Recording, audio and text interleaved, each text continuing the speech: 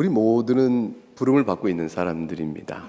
그 부름은 복음을 전하는 것이죠. 오늘 사도행전 1장 8절 우리 같이 암송한 그대로입니다. 전하는 자가 전하는 것이 무엇인지를 잘 알아야 또 어떻게 전해야 되는 것이고 전하는 환경은 어때야 될 것인가, 그런 것들을 잘 아는 것은 그 부르심에 대한 충성된 일을 잘 감당하는 일이 필수적일 것입니다. 성경은 곳곳에서 복음이 무엇인가를 계속 설명해 나갑니다. 오늘 본문도 그와 같은 맥락에서 복음의 본질, 특성, 그리고 우리가 놓여있는 복음을 전하는 환경에서 마주칠 여러 일들에 대해서 몇 가지 교훈들을 줍니다. 먼저 28절부터 30절 말씀을 먼저 보면 주님께서 수고하고 무거운 짐진 자들을 초대하십니다. 수고하고 무거운 짐이라는 것은 도대체 무엇을 의미할까? 여러 가지 설명들을 길게 할 수 있지만 우선 현세적인 관점에서 보게 되면 이 세상에서 우리가 짊어져야 하는 아담의 죄로 인한 형벌의 짐이 있습니다. 아담의 타락으로 인해서 하나님께서 이 세상에게 부여하신 현세적인 형벌이 있습니다. 그 형벌은 우리가 살아가는 인생을 본질상 수고와 슬픔으로 살아가게 하십니다. 무거운 짐이죠. 또한 아담과 하와의 타락으로 인해서 현세에 미친 영향력은 우리에게 원죄라는 부패한 성품의 그 모든 것으로 인해서 죄 아래 살게 합니다. 그래서 예외 없이 우리는 여러 가지 종류의 죄들을 때때로 혹은 항상 범하게 됩니다. 이 죄를 범하고 양심이 편한 사람은 아무도 없습니다. 만일 그렇다면 양심에 화인 맞은 자요 돌같이 굳은 마음을 가진 자라, 성경이 영원한 정죄 아래 있는 자들이겠죠. 우리는 이 세상을 살면서 아담의 원죄로 인한 삶의 고통과 슬픔, 원죄로 인한 우리의 자책과 죄로 인한 자책과 죄의 결과로 인해서의 우리에게 다가오는 괴로움에 눌려 지냅니다. 이것이 현세적인 의미에서의 수고하고 무거운 짐입니다. 그런데 영원한 관점에서 보게 되면 이 수고하고 무거운 짐은 더 무섭습니다. 그것은 율법의 정죄요 하나님의 도덕법의 정죄에 의해서 우리가 피할 수 없이 받아야 하는 영원한 형벌의 짐을 같이 포함하기 때문입니다. 이 두렵고 무서운 끔찍한 짐에서 주님께서는 지금 쉬게 하겠다고 말씀하시는 거예요. 이게 얼마나 놀라운 말인지 모릅니다. 이 말씀을 들을 때 우리 생각 속에 그늘졌던 모든 것들이 밝은 빛으로 바뀌어져야 합니다. 나는 도저히 이렇게 살아온 내 삶을 돌아보면 난 도무지 하나님 나라에 갈 수가 없을 것 같아. 주님께서 나를 기쁘게 받아주시지 않으실 거야. 내가 어떻게 살아왔는데, 그리고 내 안에 지금 역사하고 있는 많은 것들, 나의 성정도 아시는 주께서 내가 이 모습 이대로 주 앞에 이를 때 주님 나를 환영하실까? 두렵다. 그래서 마지막 종말의 심판 때 주님께서 이름을 부른다, 이름 부른다 할 때 내 이름을 먼저 불려주면 좋겠다 싶을 때 계속 불리나 내 이름이 나중에 나올 때까지 기다리는 초조감, 그런 것 같은 이런 생각은 때때로 악몽으로도 다가올 수도 있죠. 우리는 다 양심의 자책과 괴로움이 있습니다. 근데 주님께서는 오늘 말씀 속에서 내가 너희를 쉬게 하겠다고 하시는 거예요. 너희가 내게로 오면 너희에게 없는, 너희가 줄이고 목말라 하는 그 의를 주시겠다는 거예요. 그래서 내게로 오게 되면 영원토록 줄이지 않는 생명의 떡을 주시겠다 하시는 거고요, 영원토록 목마르지 않는 생명의 생명수를 주시겠다고 말씀하는 거죠. 하나님의 모든 죄악으로 대한 심판의 저주에서 노임받고 하나님과 평강의 관계 속에서 족한 안식의 그 은혜를 누리도록 주시겠다, 그 안식을 주시겠다고 초대하시는 것입니다. 창조 때에 하나님이 보여주신 그 복된 안식을 다 잃어버린 사람들에게 그리스도 예수 안에서 그보다 더 나은 하늘의 더 큰 행복과 안식을 주시겠다고 부르신 약속이죠. 이 약속을 하신 주님의 권위 있는 선언에 대한 인식을 해야 됩니다. 주님의 초청은 굉장히 놀랍습니다. 주님은 다른 얘기 아니고 거두절미 안 하시고 오라, 그 말로 모든 것을 다 얘기하셔요. 정령 쉼을 너희가 원한다면 반드시 내게 오라. 그럼 너에게 그 쉼이 주어질 것이다. 예수 그리스도의 말씀의 권위를 오늘 한 말씀 속에서 충격으로 받아야 합니다. 어느 사람은 이 말씀 앞에 엎드려지고 눈물 흘리고 기도하고 회개하고 돌아설 수 있어요. 주님 정말로 그렇습니까? 주님에게만 가면 사는 겁니까? 주의 이 한마디 말씀 앞에 제 영혼을 주 앞에 의탁합니다 라 할 수 있는 것이죠. 그만큼 권위 있는 선언이에요. 예수님 아니시면 누구라도 할 수 없는 권위 있는 선언이죠. 다 내게로 오라고 하셨어요. 수고하고 무거운 짐을 지고 있다는 눌림이 있는 사람이라면 예외 없다, 차별이 없다고 말씀하셔요. 주님께서 가려내지 않으십니다. 네가 나한테 오느냐, 너 같은 죄인이 나한테 오느냐, 이렇게 말하지 않으시는 것이죠. 너희가 주 앞에서 나가겠다는 마음 갖고 나오기만 하면 주님이 누구라도 받아주십니다. 왜 그럴까요? 주님은 그 마음이 온유하고 겸손하시기 때문이에요. 그래서 우리가 사람을 가려내면 안 되는 것이죠. 저런 자는 도저히 교인이 아닌 것 같아. 저런 자는 구원이 있을 수 없어. 저런 자는 구원 받으면 안 되는 거지 라고 하여 우리가 복음의 이 복된 초청의 대상을 가려내거나 정죄의 마음 먼저 앞서서 복음보다 앞서가기 시작한다면 우리의 복음 사역은 이제 끝나는 거예요. 그래서 우리의 복음 사역 앞에는 어떠한 정죄감과 미움과 멸시와 가려냄의 이 모든 것들 다 걷어줘야 합니다. 그 모든 것들은 복음의 은혜로 무너져야 될 것이고 우리는 누구에게라도 전해야 하는 것입니다. 주님께서 내게 오라 하셨는데 그 주님께 가는 길이 험하면 어떻게 가겠죠? 어떻게 가요? 주님께서 내게 오라 하시면서 오라고 하신 그 길은 아주 쉽습니다. 그것은 그저 은혜를 바라고 죄인된 자가 용서를 바라며 나가면 됩니다. 거지가 먹을 것을 구하듯 그냥 주 앞에 나가면 되는 것이에요. 그거 외에 다른 것을 얘기하지 않으셨어요. 그래서 성경에서 뭐라고 말했냐면 믿음이라고 하신 거예요. 믿으면 산다. 그것이 내게 오라는 유일한 조건이세요. 험한 조건이 아니에요. 믿음의 조건입니다. 믿음의 조건은 뭘 의미합니까? 용서받아야 될 죄인 줄 알고 그리스도의 십자가의 대리속죄의 은혜가 나를 구원한 줄 알고 주님은 그분이 참 하나님이며 참 사람인 줄 알고 과연 그 일이 내게 약속대로 분명히 이루어질 것을 믿는 것이죠. 그리고 구원의 사실에 감격하면서 주의 뜻대로 살기를 작정해 나가는 모든 일련의 심리적 과정, 그게 바로 믿음인 것이죠. 연약해서 그 믿음을 다 온전하게 못 지킬 수 있어요. 믿음 따라 사는 열매가 약할 수도 있어요. 나무는 분명히 좋은 것입니다. 그 믿음을 가지면. 여러분, 그 믿음 외에 주님께서 다른 요구를 안 하셔요. 정말로 어떤 요구도 하지 않는 것일까요? 그냥 주님의 부르심을 믿고 나가면 그럼 정말로 될까요? 29절과 30절에 주님께서 그걸 자꾸 확인시켜 주시잖아요. 나는 마음이 온유하고 겸손하니 나의 멍에를 메고 내게 배우라. 그래야만 너희 마음이 쉼을 얻으리라. 이는 내 멍에는 쉽고 내 짐은 가벼움이라 하시니라. 온유하고 겸손함이란 것은 무엇을 뜻하죠? 이것은 이제 이사야 42장 3절에 가장 적절히 이 말씀을 풀어주고 있다고 성경 주예가들이 쭉 설명을 해나갑니다. 이사야 42장 3절의 말씀은 이것이에요. 아주 유명한 말씀. 목소리를 높이지 아니하며 상한 갈대를 꺾지 아니하시며 꺼져가는 등불을 끄지 않는 분이시라.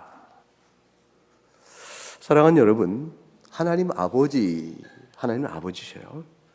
나의 구주 예수 그리스도, 주님은 구주셔요. 그 구주이신 예수 그리스도 말미암아 아버지이신 하나님과 화평케 누리는 이 약속의 말씀을 믿고 나가는 자에게 내가 꺼져가는 등불 같으니 아무 쓸모가 없고 내가 상한 갈대이니 무슨 의미가 있겠나 싶어 내치시거나 꺾어버리는 분이 결코 아니라는 사실을 굳게 믿어야 합니다. 여러분, 사람의 모습으로 당당하고 의롭고 힘있어 주님이 기뻐하시는 자로 받을 것이라는 생각은 절대 갖지 않으셔야 돼요. 그저 주를 믿고 나가면 됩니다. 주님이 부르신 자는 죄인이에요. 죄로 인해 비참한 자임을 알고 오직 구원의 길이 주 예수 한 분에게만 있는 줄 알고 나가면 죄가 아무리 많아도 말이죠. 그 죄가 아무리 무거워도 말이죠. 그 자기 생각에도 도무지 스스로 용서가 안 되는 사람이에요. 근데 주님은 용서하셔요. 내가 나도 용서 못 하는데 주님은 주 앞에 나오면 용서하십니다. 그게 복음의 능력이고 복음 속에 담겨 있는 말할 수 없는 긍휼입니다. 주님은 절대로 내게로 오라 했는데 내게로 오는 자들 가만히 가려보시면서 죄값대로 멸망하거나 심판하신 분이 아니라는 것이죠. 누구라도 예수님을 피난처로 삼고 전적으로 예수님의 의만을 의지하며 예수님께 자기의 생명을 의탁하고 구하는 자를 주님께서 용서하며 새로운 생명 주시기를 주저하지 않으십니다. 주님은 그 일을 위하여 이 땅에 오신 것이에요. 그 일을 위하여 고난을 받으시고, 그 일을 위하여 의를 이루시고, 그 일을 위하여 죽으시고 부활하시고 승천하시다 지금도 우리를 위하여 기도하시는 분이십니다. 예수님께 오는 자에게 지워진 멍에가 있습니다. 그리고 지워진 짐이 있습니다. 그런데 주님께서 말씀하시기를 그것은 참 가볍다, 쉽다 그러셨습니다. 말하자면 우리도 종교생활을 합니다. 우리의 종교생활이, 우리의 경건생활이 가볍다, 쉽다 주님 말씀하시는 거예요. 우리 예수님 믿음으로 살아가는 이 신앙의 생활 모습이 가볍다, 쉽다 하시는 거예요. 그게 왜 그렇게 가볍고 쉽다고 그러실까요? 영원한 정죄 아래 살아야 하는 짐은 실로 무거워서 우리 영혼을 짓누르지만 예수 그리스도 앞에 나옴으로 인하여 주님께 지어지는 멍에요. 짐은 가볍고 쉽습니다. 도대체 왜 그럴까? 왜 그럴까? 주님께 나오는 자에게 주님께서 요구하시는 것은 그저 딱 하나, 믿음뿐이기 때문에 그렇습니다. 믿음은 마음을 내어드리는 거예요. 내 마음을 즉각적으로 신속하게 죽게 드리나이다. 칼빈의 이 문장. 그 마음을 내어드리네요. 그 마음을 내어드리는 것은 마음이 원하며 바라는 바를 따라가는 것이기 때문에 이 일은 가볍고 쉽습니다. 하늘의 별이라도 따라주겠다. 이거 말이 안 되는 일인데 그 일을 쉽게 하겠다고 얘기하죠. 사랑하면 마음의 자원성이라는 게 이렇게 놀라워요. 근데 이 자원성이라는 것이 본래 우리 안에서 어떻게 형성되어지죠? 주님이 우리를 향해 베푸신 은혜가 너무 크기 때문에 그래요. 그 사랑에 압도되고 그 사랑 때문에 감격할 때 주께서 베푸신 은혜 앞에 내가 만입이 있어도 무엇으로 답할 거라는 마음 하나로 주 앞에 제 마음을 내어드리게 되어 있습니다. 그래서 주님께서 우리에게 바라시는 믿음에 따라 합당한 경건 생활이라는 자체, 또 우리에게 계속 말씀으로 자신을 돌아보게 하는 모든 삶의 실천적 경건의 숙고, 이런 모든 것들이 그렇게 범패스럽고 힘들지 않아요. 게으를 수 있고 나태할 수 있지만 즐거움이 그곳에 있다는 것을 아는 자들이 되어지는 것이죠. 성령께서 우리 마음에 감동을 주신단 말이죠. 성령께서 우리 안에 감동을 주셔서 내 말씀을 따라 살아가고자 하는 내 마음의 원함을 이끌어 주시고 그것을 따라 내가 실천적 결심을 하고 나아갈 때에 나의 걸음은 쉽고 가볍습니다. 해결된 짐을 짊어지는 것이고 해결된 일을 향해 멍에를 메고 나가는 것뿐이니까 쉽습니다. 더군다나 이 모든 우리의 수고와 우리에게 짊어진 멍에는 은혜로 받는 용서이고 이걸 통하여 구원을 받는 것이 아니며 더군다나 이것을 행하는 모든 일을 우리의 힘으로 행하라 하지 아니하시고 말씀하시기를 내가 너희와 함께한다 하셨어요. 성령의 능력으로 우리와 함께 해주시고 구하는 자에게 그 일을 이루어가시도록 이끌어 주십니다. 그러므로 우리에게는 은혜를 받는 길이 있으니 하나님의 말씀이요 그 말씀을 좀 더 강화시키고 확신시키고 경고케 하기 위하여 미련한 우리들에게 성례를 통하여 보게 하시되 그러나 기도의 은혜를 주시는 겁니다. 기도함으로 그 힘을 얻어가는 것이죠. 이치는 아주 분명하고 간명합니다. 우리가 먼저 주님을 사랑한 것이 아니라 하나님께서 우리를 먼저 사랑하셨다는 사실을 잘 마음에 기억하는 것이고요. 그리고 그 사랑을 내가 언제부터 받았나를 생각해 보세요. 내가 지금보다 훨씬 못했을 때, 지금보다 벌써 흉했을 때, 훨씬 악했을 때 주님은 그때 저를 이미 사랑하여 불러주신 것입니다. 그러므로 우리는 주여 앞에 살아갈 때 살아가는 신앙 전체의 내용을 두 자로 요약하면 감사예요. 이 감사의 모든 표현을 우리는 뭐라고 말하냐면 주님 사랑합니다 라고 하는 거죠. 주님을 사랑합니다. 사랑하여 네가 무엇을 하느냐? 감사를 내어드리는 것이죠. 부모님을 사랑합니다. 감사의 표현으로 부모님 사랑을 표현하잖아요. 우리가 모든 일들을 그렇게 표현해 갑니다. 이러한 사랑의 순종은 왜 가볍냐면 노예적 순종이 아니기 때문에 그래요. 이거는 자녀로서의 순종을 하는 것이죠. 우리가 노예라면 자원하지 않는 일을 시킴으로 억압받고 해야 되니 그게 군대 생활이 힘든 거잖아요. 그래서 우리가 합동신학대학원의 생활은 즐거워요. 왜 그렇죠? 자원해서 하기 때문이죠. 교수님들이 주는 과제가 기쁘게 받는. 감사합니다. 이렇게 좋을 수가 있나요? 그래서 모든 것에 다 감사해요. 그래서 과제 많다는 불평이 순간 사라지게 돼요. 자원하여 주님 감사합니다. 감사합니다. 받은 즉 더욱 감사하죠. 하나님의 사랑을 알고자 하면 하나님을 더욱더 사랑함으로 사랑을 받게 되는 거라니까요. 그러니까 합신의 생활과 군대 생활의 차이는 노예적 종의 생활이냐, 노예적 삶이냐, 아들로서 삶이냐, 이 차이가 있는 것이죠. 동의하시죠? 아멘. 그래서 아멘. 여러분에게 복된 생명이 있음을 확인할 수 있는 거죠. 어떻게 이 복된 은혜의 복음을 믿지 않을 수가 있어요? 어떻게 안 믿을 수가 있겠습니까? 안 믿는 자가 있어요. 모두가 환영하지 않는다고요. 도대체 그 이치가 뭘까? 왜 그럴까? 그 25절부터 27절에서 우리가 살펴볼 수가 있어요. 25절, 27절 이 세 절 말씀을 한번 같이 읽어보겠습니다. 시작. 그때에 예수께서 아버지여 이것을 지혜롭고 슬기 있는 자들에게는 숨기시고 어린 아이들에게는 나타내심을 감사하나이다. 옳소이다. 이렇게 된 것이 아버지의 뜻이니이다.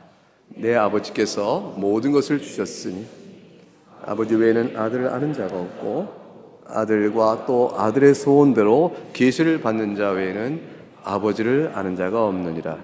두 종류의 사람이 대조되고 있죠. 하나는 지혜롭고 슬기 있는 자, 또 하나는 뭐예요?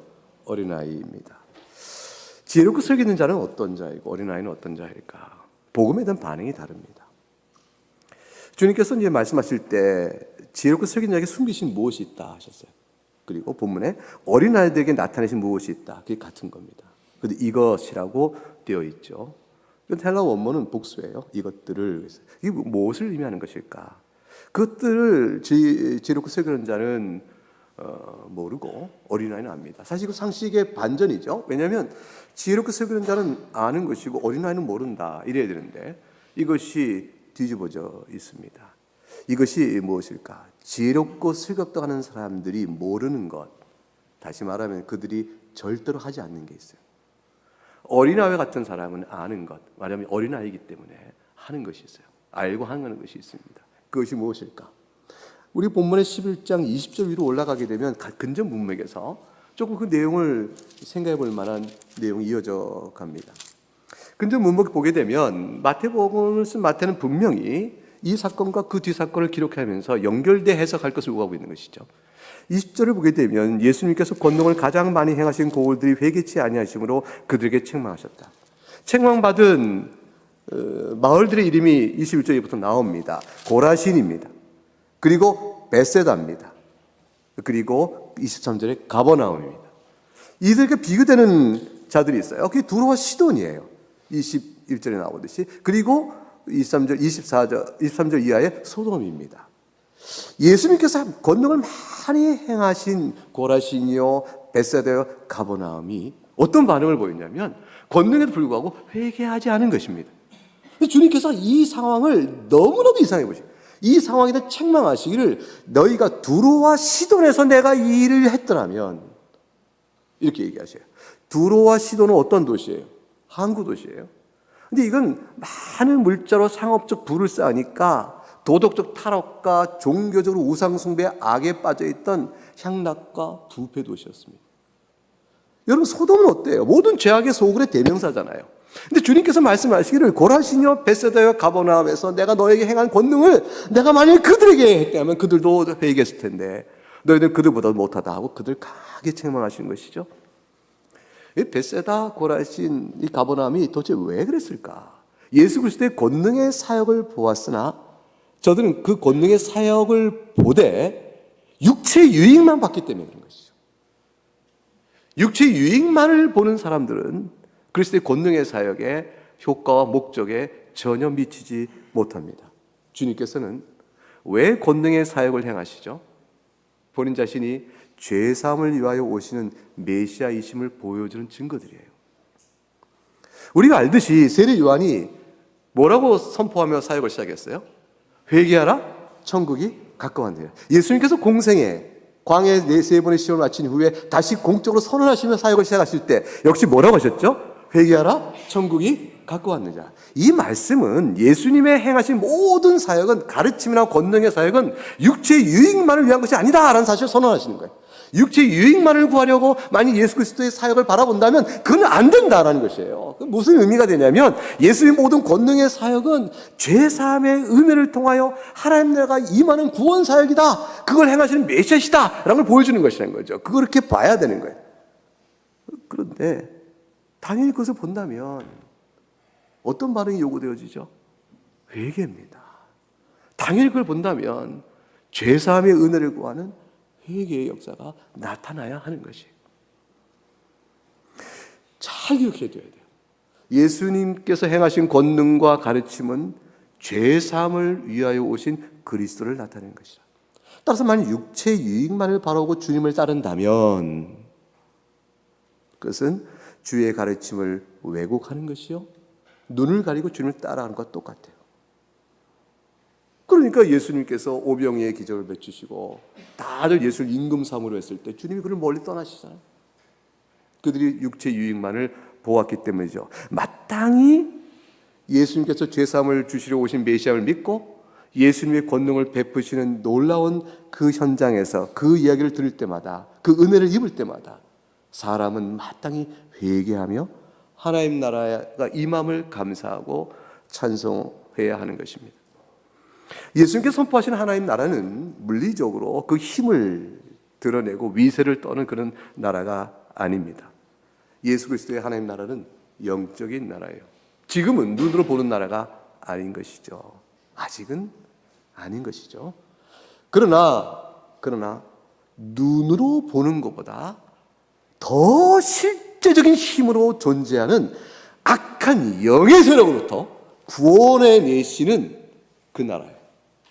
이 나라는 실제적이에요. 이 나라는 강력합니다.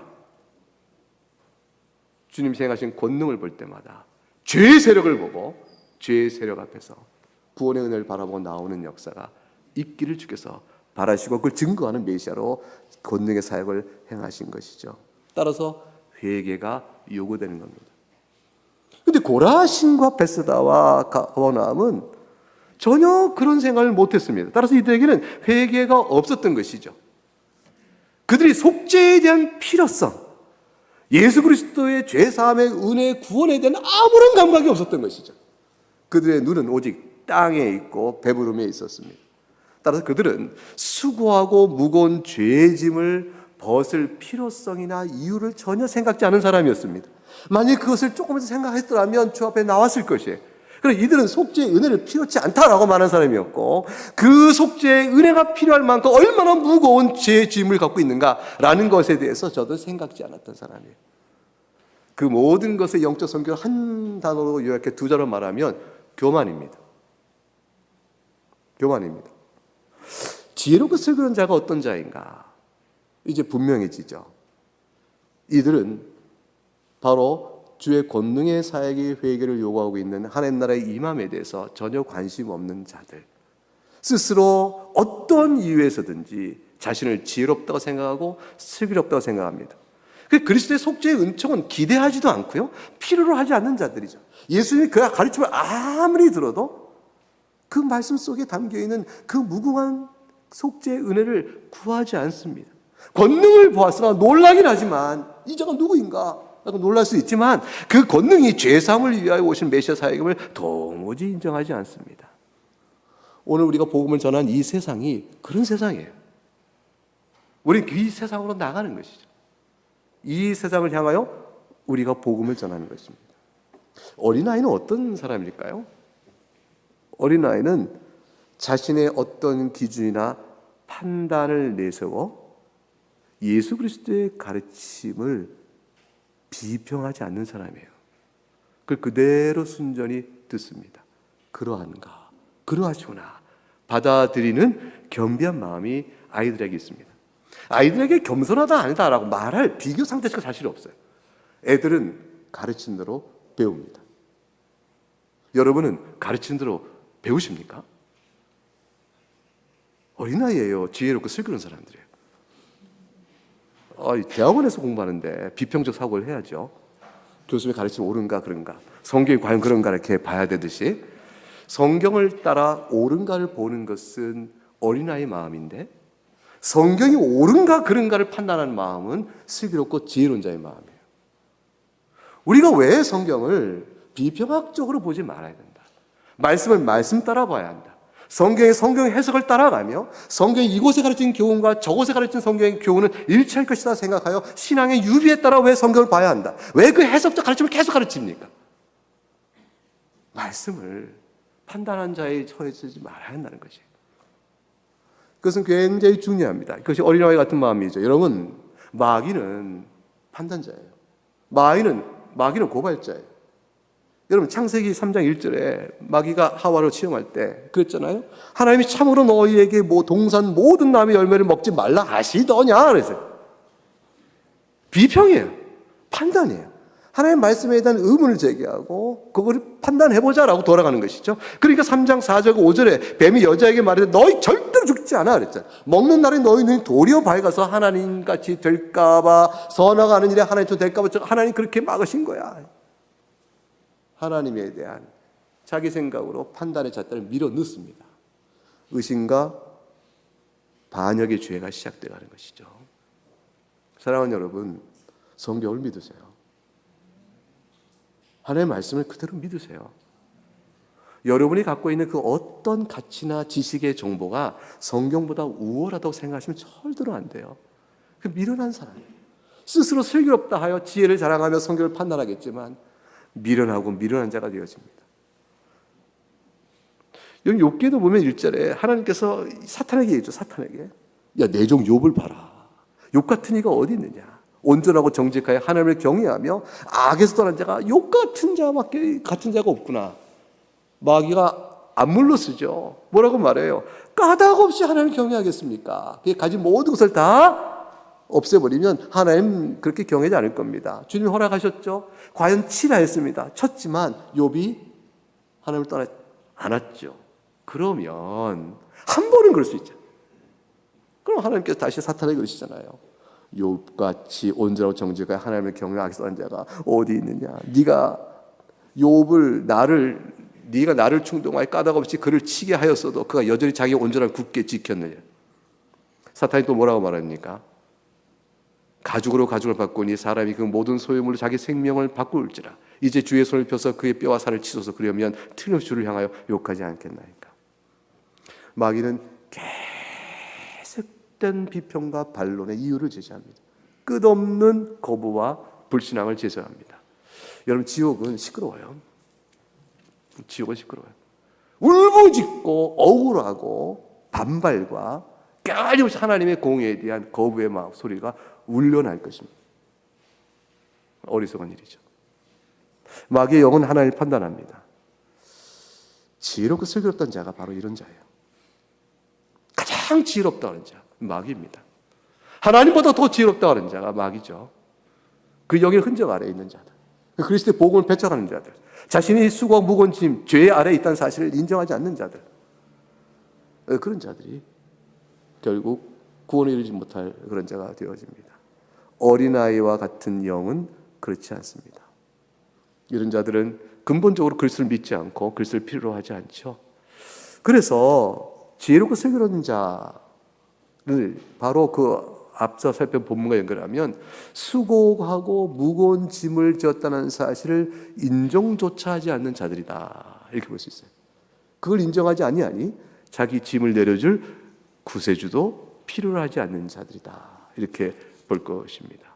이들은 한 인생을, 그 짧은 한 인생을 말이죠, 한 경전같이 안개처럼 있다 사라지는 이 짧은 인생을 내내 죄 중에 살다가 죄 중에 죽습니다. 그리고 죄로 인하여 영원한 죽음의 심판을 받습니다. 이것이 저들이 생각하는 슬기로움과 지혜로움입니다. 근데 어린아이 같은 자는 주의 복음의 초청을 순전한 마음으로 믿고 받습니다. 그리고 주님의 구원을 전적으로 의지해요. 그러니까 어떠하냐면 말이죠, 내가 하나님을 판단할 나의 삶의 경험과 상황을 놓고 그렇게 하지 않는 거예요. 하나님, 내가 이렇게 돼 있으니 하나님 나를 사랑하는 것이 아니잖아요. 하나님 이렇게 됐는데 이게 주님 저를 선하게 인도하신 건가요? 난 등등으로 자신의 경험과 실존의 문제를 가지고 하나님을 판단하지 않는 거예요. 말씀에 하나님이 합력하여 모든 걸 선을 이루신다 했으니 주여, 내가 이 모든 상황에도 불구하고 나를 사랑하심과 선을 인도하심을 믿습니다 라고 신앙의 인내를 걸어가는 것이죠. 여러분, 그러다가 연약하게 실족할 수 있어요. 우리가 주님을 떠나가고 싫어! 하고 성경책 덮어버리고 학교를 슉 나가볼 수도 있어요. 교회 출석을 미룰 수도 있고요. 공연히 반발할 수도 있어요. 안 하던 짓도 할 수 있고요. 그럴 때라도 하나님 사랑 안에 있는 사람은 주께서 자신을 끝까지 부르신다 라는 그 생각을 가지고 다시 돌아오게 돼 있는 겁니다. 나 같은 자도 용서하실 거야 라고 돌아오는 거죠. 그 극적인 상황을 주님께서 탕자의 비유 속에 말씀하셨잖아요. 도무지 용서받지 못할 자, 1만 달란트 빚 가운데서 말씀하셨잖아요. 오면 구원을 받습니다. 우리가 행하는 복음 사역이란 바로 이 평안과 이 주의 무한한 긍휼의 자비로움을 죄중에 사는 사람들에게 전하는 것이에요. 세상에 있는 많은 사람들은 스스로 지혜롭다고 여기고 슬기롭다고 여기기 때문에 우리의 복음에 대해서 분명히 아니라고 말할 것입니다. 그 틀렸다고 말할 것이고요. 그리고 우리가 말한 그리스도의 안식과 평안에 대해서 저희들은 조롱할 것이에요. 듣는 자가 과연 있을까요? 우리가 이 복음을 어떻게 전해요? 오늘 11장 27절에 보게 되면 27절 한번 읽어보겠습니다. 27절 시작. 내 아버지께서 모든 것을 내게 주셨으니 아버지 외에는 아들을 아는 자가 없고 아들과 또 아들의 소원대로 계시를 받는 자 외에는 아버지를 아는 자가 없느니라. 여러분, 복음을 들을 자가 있어요. 아무 염려하지 마세요. 100이면 100이 다 고백해도 101번째라도 듣는 사람이 있어요. 왜냐하면 말씀하셨거든요. 아들의 소원대로 하나님 아버지께서 계시를 주고 이걸 받는 자가 있다 하셨어요. 이들은 아버지를 아는 자요, 그 아버지를 알고 복음을 듣고 어린아이와 같이 나오는 자입니다. 그런 자가 있다라는 것이에요. 정말로 있을까요? 있죠. 증거는요, 여러분이잖아요. 우리가 이 세상 속에서 이 증거자로 살고 있잖아요. 우리가 갖고 있는 이 믿음이 내 생각으로 만들어진 믿음이 아니에요. 내 마음에 말씀이 주고 있는 감동이 이게 내 안에서 온 것이 아니에요. 위로부터 온 것이라는 사실 우리가 부인할 수가 없잖아요. 이 사랑을 입고 우리가 있는 한, 이 세상에 주를 찾는 나 하나가 남아있는 한 이 말씀은 진리인 거예요. 그러니 우리 안에는 어떻죠? 담대할 필요가 있는 것이죠. 있다. 두려울 필요가 없다. 이 복된 그리스도의 주시는 참된 안식은 더 없는 기쁨이요, 이것을 모르는 세상 속에 복음을 전하고 우리가 부르심 받고 있을 때 우리가 담대히 전할 것이다. 그런 마음으로 나가시기 바랍니다. 적용해서 우리가 해야 될 두 가지를 찾아보면 결국 오늘 본문의 말씀은 우리에게 이렇게 말하죠. 첫째는 복음을 전하는 우리는 반드시 추수할 것이라는 것이에요. 그 복음의 씨가 반드시 열매를 걷게 되는 일이 있을 것입니다. 하나님 아버지께 주시는 은혜로 그리스도를 바라보는 믿음의 순종을 하는 자들이 반드시 나타날 것입니다. 그러므로 두 번째로 우리가 이 본문의 말씀을 쭉 생각해 보면서 복음을 전하는 사명을 용기 있게 감당해야겠구나. 용기 있게 감당해야겠구나. 신학생은 줄고 교회 젊은이들은 보이지 않는다. 대형 교회는 젊은이들이 여전히 많아요.